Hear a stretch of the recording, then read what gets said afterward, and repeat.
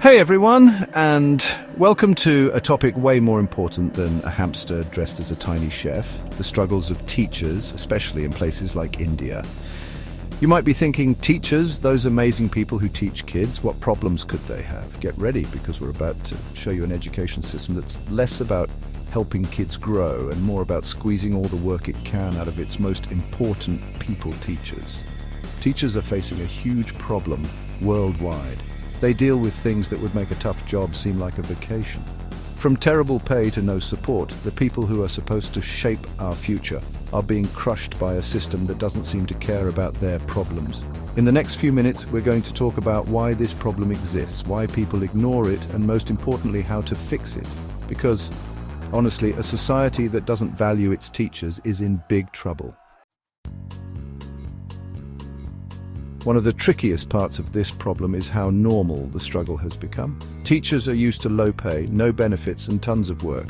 It's like being given a bad sandwich and being told it's fancy. You're supposed to pretend it's good. Teachers don't accept this because they like suffering. It's because the system keeps making them feel like they aren't worth much, replacing fair pay and help with nice words about how important teaching is. It's like tricking them, and it's just wrong. Here's a sad thought. Many teachers are so busy with lesson plans, grading, and paperwork that they don't even have time to realize how badly they're being treated. They're stuck doing so much work that they don't see they're not getting anywhere. This is made worse because teachers often work alone, not talking to each other and not having a way to speak up about their problems. It's like trying to start a big change by passing notes. It doesn't work. Let's be honest, for many teachers, speaking up against the system feels like they'll lose their jobs. They're afraid of getting in trouble, being fired, or being ignored by bosses who would rather keep things quiet than fix the real problems. This makes teachers stay silent, having to choose between what's right and getting paid. And many teachers, especially in developing countries, don't have job security. Short-term contracts, no benefits, and the fear of being fired are always hanging over them. Imagine trying to fight for better conditions when your co-workers are too scared or too tired to help. This lack of teamwork makes it hard to change things. Without strong groups or ways to negotiate together, teachers have to fight alone, which is like bringing a spoon to a knife fight. It's not that teachers don't want to fight. It's that the system makes it almost impossible for them to do it effectively. It's like asking a plumber to fix a leak with only tape and hope. It might work for a little while, but it's going to break again. Let's talk about the obvious problem, the idea that teachers should be passionate, not worried about things like getting paid enough. This idea that teaching is a special calling is used to justify treating teachers unfairly. It's like paying someone with compliments. It sounds nice, but you can't buy food with it. This is especially bad because it uses the same idealism that makes people want to be teachers. Teachers start wanting to make a difference, and the system takes advantage of them, leaving them tired and poor. Many teachers really care about their students and schools, and they feel like speaking up is letting them down. They feel bad about possibly causing problems, even if it means hurting themselves. This wrong sense of duty lets schools avoid their responsibilities, putting all the weight on the teachers who are already overworked. It's like asking a firefighter to put out a fire while saying sorry for the fire being there. It's silly and doesn't work.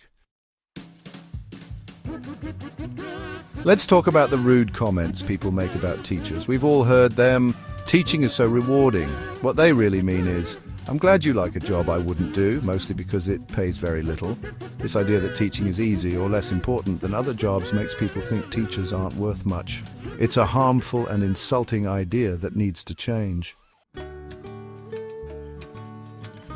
Let's talk about money, or the lack of it. Teachers are paid too little, often struggling to pay bills while also paying back student loans. It's like walking a tightrope without a safety net, and falling can be really bad. And many teachers can't afford important things like health insurance or retirement savings, putting their future at risk. It's a system that keeps teachers poor, and it's not okay. Teaching is not a simple job. It takes a lot of time, energy, and caring, often going way beyond the classroom. Teachers are expected to be educators, counselors, rule enforcers, and almost parents, all while dealing with complicated rules. And there's constant pressure to make students do well on tests, which often focuses on memorizing instead of real learning. It's a system that can make teachers feel terrible, especially those who became teachers because they care about kids, not test scores. We've told you a lot of bad things, and it's okay to feel sad. But before you give up, remember this: things can change, but we need to do something. These aren't just small problems, they're signs of a broken system that doesn't value the people who hold our society together. Teachers need to see their problems and work together.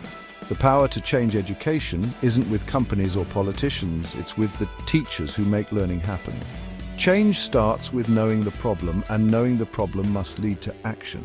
Let this be the moment when teachers stand up, unite, and demand the respect, rights, and recognition they deserve. Because a world that doesn't value its teachers is a world that will fail, and none of us want that. None of us.